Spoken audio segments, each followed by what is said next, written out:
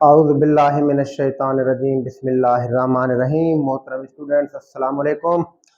Dear students, आज हम एमबीकेट के हवाले से क्लास फर्स्ट ईयर का जो चैप्टर पढ़ रहे हैं वो है बायोलॉजिकल मॉलिक्यूल्स।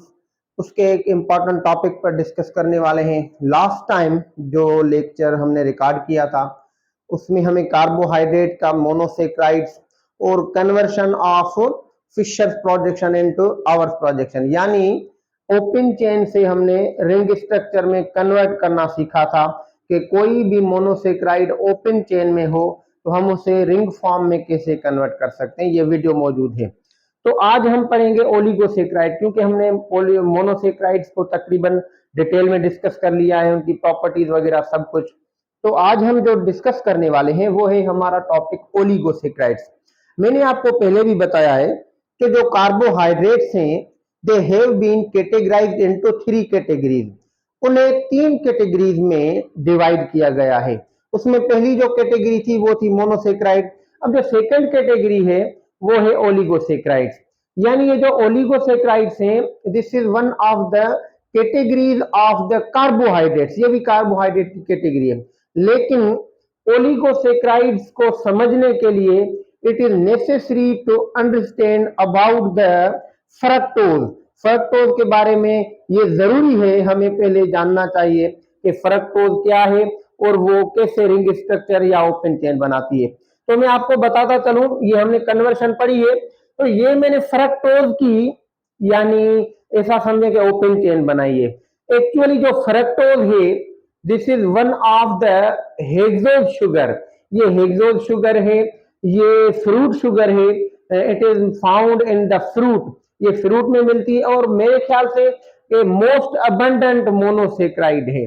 अब इसकी अगर ओपन चेन देखेंगे तो ये भी 6 कार्बन पर मुश्तमिल है, लाइक द ग्लूकोज। जैसे ग्लूकोज हेक्सोज है तो फ्रक्टोज भी हेक्सोज है, इसमें भी 6 कार्बन है। डिफरेंस क्या है? डिफरेंस ये है कि जो ग्लूकोज है वो अल्डिहाइड है, वो अल्डो शुगर है, और ये जो है कीटोन है। देखें यहाँ पर जो का डबल बॉन्ड ऑक्सीजन का यानी जो कार्बोनाइल ग्रुप है तो वो कार्बन नंबर 2 बना रहा है। तो ये ऑक्सीजन का डबल बॉन्ड कार्बन नंबर 2 पे है, तो इसका मतलब है ये कीटोन शुगर है, ग्लूकोज अल्डो है। यही डिफरेंस है बस। अभी आप इसका स्ट्रक्चर देखें, this is the open chain structure. अभी हम इसको कन्वर्ट कर रहे हैं रिंग फॉर्म में, तो पहले ये सेकंड स्टेप ये होगा। मैंने पहले भी बताया था कि ये देखें मैंने हाईलाइट किया हुआ है रेड पेन से, कार्बन नंबर 2 और कार्बन नंबर 5। यानी जब रिंग स्ट्रक्चर में कन्वर्ट होगा तो वो कार्बन, एक तो सेकंड लास्ट कार्बन जो भी होगा, यानी इसका सेकंड लास्ट 5 होगा, ये this is the fifth carbon. और दूसरे नंबर पर ये कार्बन नंबर 2, क्योंकि फ्रक्टोज में जो फंक्शनल ग्रुप है वो है कार्बन नंबर 2 पर, यानी जो कीटोन ग्रुप है। तो ये कार्बन नंबर 2 यानी फंक्शनल ग्रुप वाला यही रिएक्शन सेंटर है, तो ये यानी लिंक बनाएगा कार्बन नंबर 5 से। अभी चेंजेस क्या होगी हमने पढ़ी है कि सबसे पहले तो ये इसको इसकी जो हाइड्रोजन है, यानी ये जो मैंने हाइड्रोजन यहाँ पर रेड पेन से लिखी है, तो ये एक्चुअली ये हाइड्रोजन कार्बन नंबर 5 की OH की है। यहाँ पर ये कार्बन नंबर 5 पर हाइड्रो ऑक्साइड ग्रुप है, तो ये जो हाइड्रोजन है ये यानी यानी मूव कर गई है, ये ली है कार्बन नंबर 2 ने। तो यहाँ पर देखें ये कार्बन नंबर 5 की हाइड्रोजन यहाँ पर ऑक्सीजन के साथ बॉन्ड बना रही है। अब जाहिर बात है पहले ऑक्सीजन से डबल बॉन्ड था, क्योंकि कार्बन की वैलेंसी जो थी वो 4 है, तो यहाँ पर ऑक्सीजन का सिंगल बॉन्ड बन जाएगा, क्योंकि अभी उसकी कार्बन की वैलेंसी पूरी हो रही है। यानी एक बॉन्ड ये कार्बन नंबर 1 से बना रहा है इस ग्रुप से, दूसरा जो है वो कार्बन नंबर 3 से, तीसरा जो है वो इस ऑक्सीजन हाइड्रोजन से, चौथा जो है ये कार्बन नंबर 5 से बना रहा है, यानी थ्रो द ऑक्सीजन, यानी इस ऑक्सीजन से बना रहा है। तो आप इस स्ट्रक्चर को देखें तो यहाँ पर ये जो हाइड्रोजन है ये कार्बन नंबर 5 की कार्बन नंबर 2 ने ली है। उसके बाद ये ऑक्सीजन भी यही ये ऑक्सीजन है, ये जो यहाँ पर, तो ये वही ऑक्सीजन है। तो ये ऑक्सीजन लिंक बना रही है between the carbon number 2 and carbon number 5, यानी ये कार्बन 5 हो गया, ये कार्बन 2 हो गया। अभी आप देखें, हम आते हैं यानी रिंग स्ट्रक्चर पर। अभी इसमें मैंने पहले ही आपको बताया था कि जब हम रिंग स्ट्रक्चर बनाएंगे, पहले तो ये चेंज आएगी। अब इसमें से रिंग स्ट्रक्चर कैसे बनेगा, सेकंड स्टेप ये होगा, जो भी यानी राइट साइड पर होंगे इसमें वो हम नीचे रखेंगे, और जो लेफ्ट साइड पर होंगे वो हम ऊपर रखेंगे या अंदर रखेंगे। अभी देखें, ये कार्बन नंबर 1 है, तो ये कार्बन नंबर 1 का जो पूरा ग्रुप है ये हम यहां पर रखेंगे, पूरा का पूरा ये कार्बन 1 हो गया। क्लियर हो गया, यानी ये पूरा कार्बन 1 इधर आ गया। अभी कार्बन नंबर 2, क्योंकि ये जो हमने फ्रक्टोज बनाया है ये फ्रक्टोज है बीटा, बीटा फ्रक्टोज। तो अभी यहां पर हाइड्रोक्साइल ग्रुप जो है वो ये कार्बन नंबर 2 हो गया, तो ये यहां पर कार्बन नंबर 2 है। तो इधर देखें ये हाइड्रोक्साइल ग्रुप ये यानी इधर है, अगर हम इसको इधर लिखें भी लिख सकते हैं। तो इस वजह से अगर इसको हमने नीचे, या जब ये जो यानी पूरा ग्रुप होता है ना, इसको हम जब यानी बाहर रखते हैं ऊपर या नीचे, तो उसके अपोजिट में हम रखेंगे इसको। तो यहाँ पर हमने CH2OH को रखा है नीचे, तो ऑटोमेटिकली ये हमें समझना चाहिए कि हम OH को, हाइड्रोक्साइल को यानी ऊपर रखेंगे, इस जो 2 डायमेंशनल ये जो डायग्राम है इसमें। और उसके बाद कार्बन नंबर 3 को देखें, अभी वैलेंसी को भी चेक करें। यहाँ पर ये कार्बन 1 है, ये हाइड्रोजन 2 के साथ बांड बना रहा है, एक यानी ऊपर एक नीचे, और दूसरा ये बांड बना रहा है OH के साथ। ये तो हमने इकट्ठा करके लिखा है, तो ये 3 बांड यहाँ पर बना रहा है। चौथा बांड कार्बन नंबर 2, तो ये देखें ये 3 इधर बना रहा है, चौथा जो कार्बन नंबर यानी किसके साथ बना रहा है, कार्बन नंबर 2 के साथ ये। तो अभी देखें ये कार्बन नंबर 2 को देखें, ये कार्बन नंबर 2 एक बांड बना रहा है इस ग्रुप से, और दूसरा बांड बना रहा है ये ऑक्सीजन से, जो OH की ऑक्सीजन है, तीसरा इस ऑक्सीजन से बना रहा है जैसे यहां पर, सही। और चौथा बना रहा है कार्बन नंबर 3 से। इधर भी देखें ये कार्बन नंबर 3 से, कार्बन नंबर 1 से, और ऑक्सीजन इससे और इस ऑक्सीजन से, तो 4 बन गए। यहां पर भी यही 4 बना रहा है कार्बन नंबर 2। अभी कार्बन नंबर 3 को देखें, हाइड्रोजन राइट साइड पर है, OH लेफ्ट साइड पर, तो हमने हाइड्रोजन नीचे रखी है, OH जो है वो अंदर रखी है, क्योंकि यहाँ पर इनवर्स है, लाइक द ग्लूकोज। ग्लूकोज में भी कार्बन नंबर 3 पर ऐसा ही होता है कि हाइड्रोक्साइल जो होता है वो लेफ्ट साइड होता है, हाइड्रोजन जो होता है वो राइट साइड। और अभी कार्बन नंबर 4 को देखें, हाइड्रोजन लेफ्ट साइड, OH यानी राइट साइड, हाइड्रोजन ऊपर आ जाएगी और हाइड्रोक्साइल जो है वो नीचे आ जाएगी।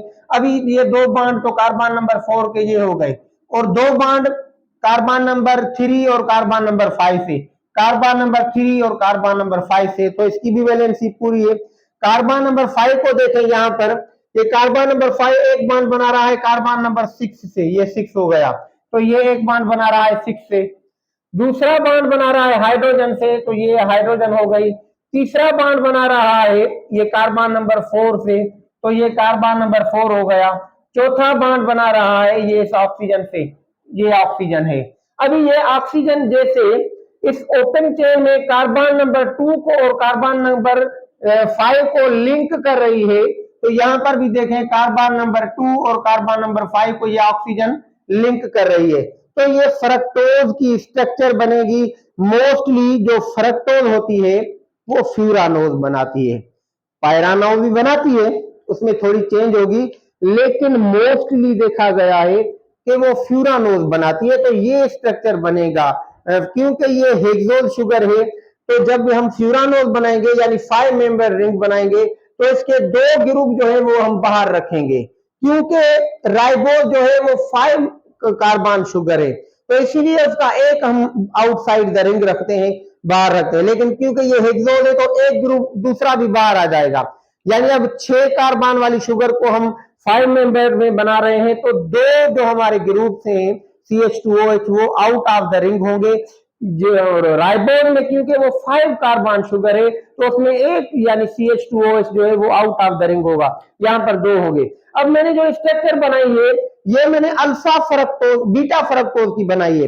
मैं आपको ये भी बताता चलूं, आप जब भी रिंग स्ट्रक्चर में देखें, जो कार्बन नंबर यानी फंक्शनल ग्रुप वाला, फंक्शनल ग्रुप वाले आप कार्बन को जब देखेंगे, खास करके जो यहां पर कार्बन है, तो उसका आप हाइड्रोक्साइल ग्रुप चेक करें। अगर हाइड्रोक्साइल ग्रुप जो ऊपर ये प्लेन पे यानी वो अपसाइड है, तो आप समझ जाएं ये बीटा यानी शुगर है। अगर हाइड्रोक्साइल नीचे है, दूसरा जो है यानी हाइड्रोजन है या CH2OH है, तो ये हो जाएगा अल्फा शुगर। तो यहाँ पर ये जो फ्रक्टोज है, this is the beta fructose. ये है तो फ्रक्टोज रिंग स्ट्रक्चर में, आवर्त प्रोजेक्शन में, उसके बाद फ्यूरानोज रिंग है, 5 मेंबर्ड है, लेकिन इसको हम बीटा क्यों बोल रहे हैं? क्योंकि इसका जो ये फर्स्ट हाइड्रोक्साइल ग्रुप है ये अपसाइड है। अगर यही डाउन साइड होता और ये अपसाइड होता तो फिर हम इसको अल्फा फ्रक्टोज बोलते। ऐसा ही केस ग्लूकोज में भी है। अगर फर्स्ट कार्बन पर वहां देखा जाए हाइड्रोक्साइल नीचे, हाइड्रोजन ऊपर, तो हम उस ग्लूकोज को भी अल्फा बोलते हैं। हाइड्रोक्साइल ऊपर और हाइड्रोजन नीचे, तो हम उस ग्लूकोज को यानी बीटा बोलते हैं। तो ग्लूकोज भी अल्फा और बीटा होता है, तो फ्रक्टोज भी अल्फा बीटा होती है। अभी यही फ्रक्टोज मैंने बनाई है। अब जब हम ओलिगोसेक्राइड की बात करेंगे, तो यानी ओलिगोसेक्राइड्स जो हैं, these are the combinations of the two or more than two monosaccharides till the 10। यानी ओलिगोसेक्राइड में क्या होता है, 2 से 10 शुगर्स जो होती हैं वो ग्लाइकोसाइडिक लिंकेज के जरिए यानी आपस में बॉन्डेड होती हैं। यानी हमें एक मॉलिक्यूल मिलता है, वो मॉलिक्यूल हाइड्रोलाइज करते हैं, तो उसमें से हमें 2 मोनोमर यानी 2 मोनोसेक्राइड मिलते हैं, ये भी ओलिगोसेक्राइड है। अगर 3 मिलते हैं, ये भी ओलिगोसेक्राइड है। टेट्रासेक्राइड, पेंटासेक्राइड, हेक्सासेक्राइड, हेप्टासेक्राइड, ओक्टासेक्राइड, मेनासेक्राइड और डेकासेक्राइड, यानी 2 शुगर्स से लेकर 10 शुगर्स तक, 2 मोनोसेक्राइड से लेकर 10 मोनोसेक्राइड अगर कोई भी मॉलिक्यूल मिलता है आपस में जुड़े हुए हैं, तो हम उसको ओलिगोसेक्राइड बोलते हैं। क्योंकि ओलिगो वर्ड का मतलब जो होता है, ओलिगो यानी फ्यू, तो यहां पर फ्यू मींस 2 to 10। देखिए ना, एक होते हैं मोनोसेक्राइड यानी ओनली 1 शुगर, सिंगल शुगर, वो एक ही होती है, चाहे वो राइबोज हो, डीऑक्सीराइबोज हो, ग्लूकोज हो, गैलेक्टोज हो, फ्रक्टोज हो, रामनोज हो, कोई भी हो। लेकिन जब हम ओलिगोसेक्राइड की बात करेंगे तो इसमें एक से ज्यादा होगी, लेकिन 10 तक होगी, यानी 11 से कम होगी, 11 नहीं होगी, यानी 2 to 10 monosaccharide combined to form the oligosaccharide. फिर उसमें आप कोई भी कैटेगरी लें, इसमें जो मोस्ट कॉमन हमें मिलती है वो हमें मिलती है यानी disaccharide. Disaccharides are the common oligosaccharide, यानी जो डाइसेक्राइड्स हैं वो कॉमन है। यानी ओलिगोसेक्राइड तो ट्राइसेक्राइड भी हो सकती है, टेट्रा भी हो सकती है, पेंटा भी, लेकिन जो इसमें कॉमन पाई जाती है मोस्टली, तो वो होती है डाइसेक्राइड, यानी कि द कॉम्बिनेशन ऑफ 2 मोनोसेक्राइड्स। जब 2 मोनोसेक्राइड्स मिलेंगे तो वो हम जो हमारी शुगर बनती है हम उसे डाइसेक्राइड बोलते हैं। अब ये भी बात माइंड में रख लें कि ये जो ओलिगोसेक्राइड्स हैं, ओलिगोसेक्राइड्स दीज आर यानी लेस स्वीट इन टेस्ट। चले मैं आगे प्रॉपर्टीज लिखता हूं, पहले आप ये स्ट्रक्चर को समझें। तो ये फ्रक्टोज से कन्वर्ट हो गया। अभी यहां पर देखें, हम एक का एग्जांपल लेते हैं डाइसेक्राइड का, यानी डाइसेक्राइड में 2 मोनोमर आपस में जुड़े होंगे। अब ये भी बात माइंड में रख लें, जब 2 मोनोमर्स आपस में जुड़ेंगे तो केमिस्ट्री में तो वो बॉन्ड के जरिए यानी आपस में जुड़े होते हैं, यानी they are link together to each other with the help of bond, chemical bond. अब यहाँ पर जो बॉन्ड बनेगा दोनों के बीच में, यानी ये मोनोसेक्राइड और दूसरा ये मोनोसेक्राइड, इन दोनों के बीच में जो बॉन्ड बनेगा तो वो बनेगा ग्लाइकोसाइडिक बॉन्ड और ग्लाइकोसाइडिक। अभी मैंने यहाँ पर ये जो बनाया है स्ट्रक्चर, ये है हमारा alpha glucose, this is the alpha glucose, और ये हो गई हमारी beta fructose, beta fructose sorry, यानी बीटा फ्रक्टोज ये हो जाएगी हमारी, यानी अल्फा ग्लूकोज और बीटा फ्रक्टोज। दोनों आपस में बॉन्ड बनाएंगे। अब देखें यहाँ पर ये मैंने अल्फा ग्लूकोज बनाया है, बिल्कुल ये सेम रिंग स्ट्रक्चर जैसा ग्लूकोज का स्ट्रक्चर है। हम इसे अल्फा क्यों बोल रहे हैं? क्योंकि आप यहाँ पर देखें इसका हाइड्रोक्साइल ग्रुप जो है वो नीचे है, तो ये अल्फा हो जाएगा, यानी OH डाउन। जब ये डाउनवर्ड होगा तो ये क्या हो जाएगा? अल्फा हो जाएगा। तो इसीलिए हम इसको अल्फा ग्लूकोज बोल रहे हैं। और ये जो दूसरा स्ट्रक्चर आपको दिखाई दे रहा है, this is the beta fructose, यानी ग्लूकोज अल्फा है, फ्रक्टोज बीटा है। क्योंकि हमने यहाँ पर ये मैंने इसको इन्वर्स कर दिया है। देखिए इन्वर्स किस चीज को बोलते हैं? सपोज मैं आपको ये बता दूं, ये पेन यानी इस कंडीशन में है, अगर हम क्या करें, इस पेन को ऐसे कर दें तो ये 180 डिग्री पर रोटेट हो जाएगी। जैसे मैं आपको बता दूं, मेरा हाथ ये ऐसे, अगर मैं इस हाथ को बिल्कुल ऐसे कर दूं तो ये 180 डिग्री पर रोटेट हो गया, यानी मेरी जो फिंगर्स है वो इस डायरेक्शन में आ गई, पहले इस डायरेक्शन में थी तो अभी ऐसे आ गई। तो मतलब ये है कि ये जो फ्रक्टोज है, आप इस फ्रक्टोज को भी देखें, उसको भी देखें, तो इसका जो कार्बन नंबर 1 है, मैंने इधर किया हुआ है, वहां पर कार्बन 1 ये 1 ये 2, तो ये देखें ये 1 ये 2 हो जाएगा, ये इस साइड पर आ गया। कार्बन नंबर 3, ये कार्बन नंबर 3, कार्बन नंबर 4, ये कार्बन नंबर 4, ये कार्बन नंबर 5 इधर है, तो यहाँ पर 5 1 की जगह इस साइड पर आ गया, तो ये देखें 5, बाकी ऑक्सीजन यही है। तो ये मेरे बीटा फ्रक्टोज इसलिए कह रहे हैं हम इसे, क्योंकि इसका जो हाइड्रोक्साइल ग्रुप है कार्बन नंबर 1 पर, यानी वो हमने यानी नीचे जब इन्वर्स कर दिया तो नीचे कर दिया। पहले क्या था, इसका जो हाइड्रोक्साइल ग्रुप था ये ऊपर था, यानी ये नीचे था। जैसे ही ये रोटेट हो जाएगी तो इसमें क्या होगा, यानी ये जो हाइड्रोक्साइल ग्रुप है ये भी यानी रोटेट होकर नीचे आ जाएगा। लेकिन बिल्कुल इसका इन्वर्स है, यहाँ पर ये कार्बन नंबर 6 जो है यानी इसका CH2OH यानी ऊपर है, यहाँ पर मैंने नीचे कर दिया है। यहाँ पर हाइड्रोजन नीचे है तो यहाँ पर ऊपर कर दिया है। अब यहाँ पर देखें OH जो है वो नीचे है, पहले यहाँ पर ऊपर था, तो जैसे रोटेशन होगी तो इस डायरेक्शन में भी रोटेशन होगी, प्लस में इस डायरेक्शन में भी रोटेशन हो जाएगी, यानी ये जो कार्बन नंबर 6 और कार्बन नंबर 2 है, यानी 1 2 6, इसमें ये रोटेशन हो जाएगी। अब ये फ्रक्टोज का स्ट्रक्चर है। अब इसको देखें, अब ये कैसे लिंक बनाएंगे, यानी ये फ्रक्टोज अपना हाइड्रोक्साइड लूज करेगा और जो हमारा ग्लूकोज है वो हाइड्रोजन लूज करेगा। हाइड्रोक्साइड और हाइड्रोजन, तो ये हमारा एक वाटर मॉलिक्यूल बन गया।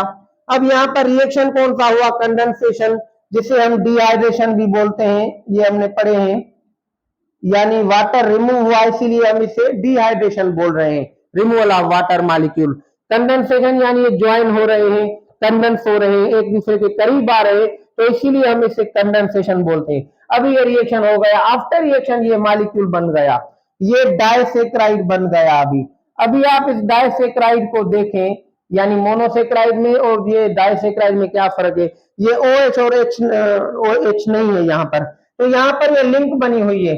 यहाँ पर ये जो ऑक्सीजन है ये यानी कार्बन नंबर 1 ऑफ ग्लूकोज और कार्बन नंबर 2 ऑफ फ्रक्टोज, दोनों को यानी ये ज्वाइन कर रही है, ये उनको मिला रही है, बांड बन रहा है। यानी carbon number 2 and carbon number 1, 1 किसका है? ग्लूकोज का, और 2 किसका है? फ्रक्टोज का। तो यहाँ पर ये बीच में ऑक्सीजन है, दोनों कार्बन ऑक्सीजन के जरिए मिले हुए हैं, तो यहाँ पर लिंक बन जाएगी 1,2 ग्लाइकोसाइडिक लिंकेज। यहाँ पर 1,2 ग्लाइकोसाइडिक लिंकेज बनेगी, क्योंकि जब मोनोसेक्राइड आपस में मिलते हैं जो लिंकेज बनती है हम उसे ग्लाइकोसाइडिक लिंकेज बनते हैं। वो लिंकेज जिन दो कार्बन के बीच में बन रही है उन कार्बन के नंबर को देकर हम उसको वो ग्लाइकोसाइडिक लिंकेज बोलते हैं। यहाँ पर लिंकेज जो बन रही है वो 1 और 2 में बन रही है, तो हम कहेंगे 1,2 ग्लाइकोसाइडिक लिंकेज, यानी this is the linkage between the two monosaccharide alpha glucose and beta fructose, and the carbons are involved in this linkage are 1 of the glucose and 2 of the fructose, यानी carbon number 1 और carbon number 2 involve हैं bonding में, तो इसीलिए हम इसको 1,2 glycosidic linkage बोलेंगे। यहाँ पर 1,4 नहीं बनेगी। वैसे तो ग्लूकोज जब माल्टोज बनता है तो वो 1,4 होती है, या आप लेक्टोज बनते हैं उसमें भी 1,4 होती है। लेकिन यहाँ पर जो ग्लूकोज बन रहा है यानी डाइसेक्राइड बन रहा है, सक्रोज बन रहा है, तो ये जो डाइमर बनेगा दिस इज कॉल्ड सक्रोज, ये सक्रोज बनेगा, यानी combination of glucose and fructose, this is the sucrose, जिसे आप केन शुगर बोलते हैं। ये हम जो टेबल शुगर यूज करते हैं घर में, चीनी जिसे बोलते हैं, ये भी आपकी सक्रोज है, ये बिल्कुल स्वीट होती है टेस्ट में। तो ये अभी हमारा डाइमर बन गया, यानी कि 1 और 2 लिंकेज बन गई। तो ये जो डाइमर है या डाइसेक्राइड है, it is the common oligosaccharide. इसको भी हम ओलिगो तो बोलेंगे क्योंकि 2 to 10 मोनोसेक्राइड। तो ये एक एग्जांपल हो गया। अभी कोई मॉलिक्यूल यानी ट्राइसेक्राइड बनती है, वो भी ओलिगोसेक्राइड से। अब ओलिगोसेक्राइड्स की प्रॉपर्टीज क्या है, मैं आपको कुछ प्रॉपर्टीज बता दूं।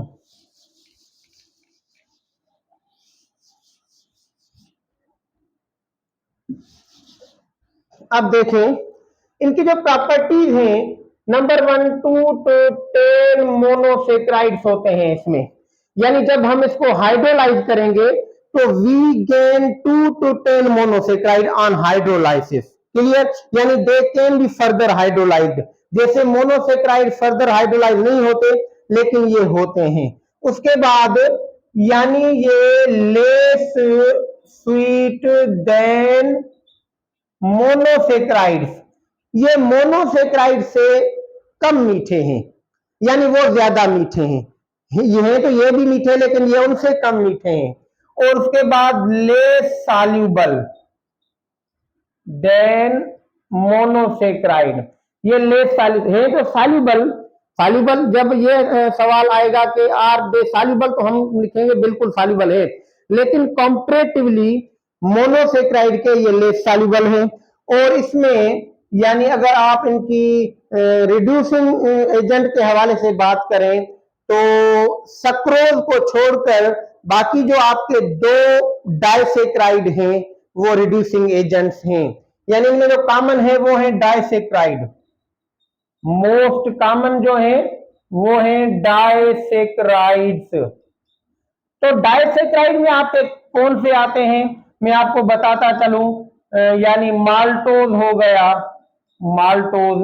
माल्टोज बनता है ग्लूकोज प्लस ग्लूकोज से।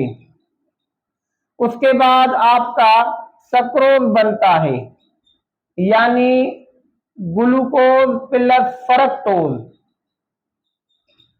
उसके बाद आपका बनता है लेक्टोज। लेक्टोज बनता है यानी ग्लूकोज प्लस में गेलेक्टोज।